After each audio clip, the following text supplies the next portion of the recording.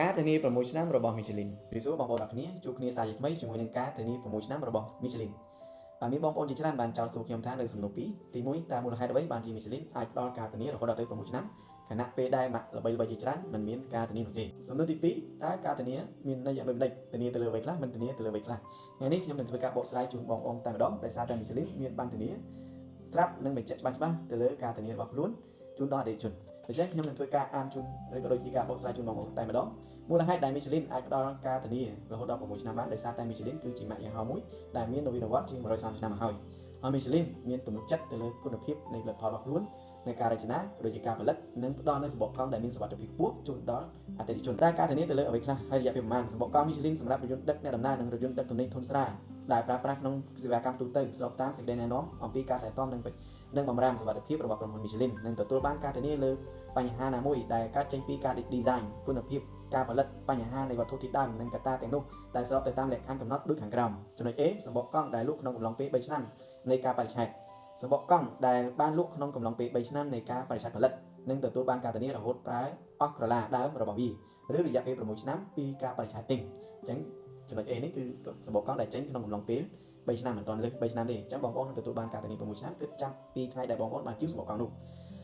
ចំណុច B សម្បកកង់ដែលលក់ក្នុងកំឡុងពេល3ឆ្នាំក្រោយការផលិតមានសម្បកកង់ចេញផុត3ឆ្នាំហើយសម្រាប់សម្បកកង់រថយន្តដែលបានលក់ក្នុងកំឡុងពេលផុត3ឆ្នាំក្រោយការបរិច្ឆេទផលិតនឹងទទួលបានការធានារហូតប្រើអស់ក្រឡាដើមរបស់វារយៈពេល6ឆ្នាំរាប់ពីការបរិច្ឆេទផលិតនៅចុងក្រោយនៃការកំណត់ដែលបានបរិច្ឆេទក្នុងកថាខណ្ឌ A និង B ខាងលើនោះរាល់ការធានាទាំងអស់នឹងត្រូវបានបញ្ចប់ក្រឡាសម្បកកង់ដើមដែលនៅអាចប្រើប្រាស់បានគឺជាក្រឡាដើមដែលបានសឹកដល់កម្រិតមួយនៃការបញ្ជាក់ពីភាពសឹកអញ្ចឹងពេលសឹកដល់ជម្រៅនោះគឺជម្រៅ2មីលីម៉ែត្រដែលជាជម្រៅក្រឡានៅសល់អញ្ចឹងជម្រៅកន្លាទំប៉ុណ្ណឹងគឺអស់ในការនេះបងប្អូនផ្សឹករហូតដល់2មីលីម៉ែត្រគឺផុតនៃការធានាហើយបាទហើយក៏ជាពេលវេលាមួយដែលបងប្អូនត្រូវផ្លាស់ប្ដូរសម្បកកង់សាជាថ្មីដែរណាថ្ងៃខែទិញនឹងត្រូវបានរក្សាទុកជាឯកសារតាមរយៈការចុះបញ្ជីរថយន្តថ្មីកន្លែងដែលសម្បកកង់ត្រូវបានបំពាក់សម្បកកង់ថ្មីអញ្ចឹងកន្លែងដែលសម្បកកង់ត្រូវបានបំពាក់សម្បកកង់ថ្មីឬការបរិច្ឆេទទិញសម្បកកង់ទម្រង់ដើមប្រសិនបើមិនមានឯកសារបញ្ជាក់ត្រឹមត្រូវអំពីការទិញសម្បកកង់នោះ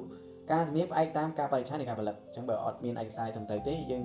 ធានាផ្ដោតទៅលើឆ្នាំផលិតឬក៏ការបរិច្ឆេទផលិតនៃសម្បកកង់នោះតែម្ដងមិនរាប់បញ្ចូលក្នុងការធានាសម្បកកង់ដែលមានបញ្ហាឬមិនអាចប្រើប្រាស់បានដោយសារកត្តាមួយចំនួនដូចខាងក្រោមគឺមិនត្រូវបានផ្ដល់ការធានានោះទេសម្បកកង់ដែលរងផលប៉ះពាល់ដូចជាដាច់រហែកដាច់ជាបំណែកខូចឬការមុតដាច់ដោយធ្វើឲ្យខូចខាតសម្បកកង់បើទោះបីជាអាចជួសជុលបានក៏ដោយសម្ពាធខ្យល់ទាបពេកសម្ពាធខ្យល់លើសពេកការជួសជុលមិនត្រឹមត្រូវឬការប្រើប្រាស់មិនត្រឹមត្រូវការដំឡើងបច្ចេកទេសមិនត្រឹមត្រូវ